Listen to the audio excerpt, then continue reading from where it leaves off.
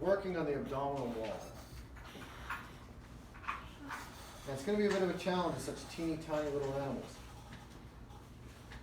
So as we take a look at what we have here, first thing, this white line here is the linea alba.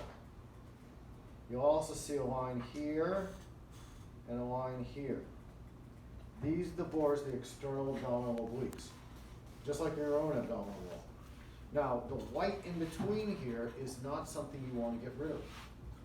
Even though it looks just like fascia, it's an aponeurosis which connects the two external abdominal obliques. So as you're working, you're going to want to work on the brown here, the external abdominal oblique. You want to leave this area alone. The only exception to that would be if you have a really chunky rat. Right, if you got a nice yellowish fat pad right there, you can take that off carefully. But you don't want to mess around in here because there's a few things that could happen. One, you lose the attachment to these muscles. Two, it's all so thin here, you could actually have the intestines come out. And then you'll know you've gone too deep. The other area, of course, here where they injected the latex into the animal's visceral blood vessels. You can work around here, but I wouldn't start right here because it's easy to get yourself messed up. So just like before, we're going to come in and work one side and then the other. And it looks like you've already done a little bit of work here, so I'm going to come over here and show this side. But we can grab some of this little bit of fascia and begin peeling it back, just like you were doing on the chest. But, and you're going to like this, the chest is harder to work on than the abdomen. The abdomen, the fascia is not as tightly invested into the muscle as it is with the pectoral root. So you just work your way back and forth. Watch out for the center here. But clean this up so you can begin to see the fiber pattern, how it's running. This is an oblique fiber pattern because the fascicles are running at a 45-degree angle to the midline of the body.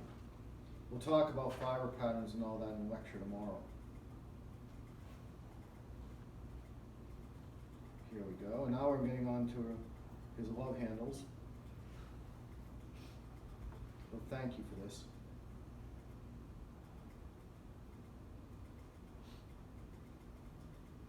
We're not going to go under the thigh, right? So we keep away from that as we go. And now we can begin to see this muscle a little bit. We still have a little bit of fascia here, as you can see. Right? I try to get that off because for the abdominal muscles, the best way to tell them apart is their fiber pattern. In fact, their names reflect their fiber patterns. The obliques, the transverse, rectus, all refers to their fiber pattern. There we go. That's what you're looking for. The fascicles running just nicely like that. Just you're careful when you get to the border here so you don't go over into the aponeurosis. Any questions about that? And again, do not move on until one of us tells you you can.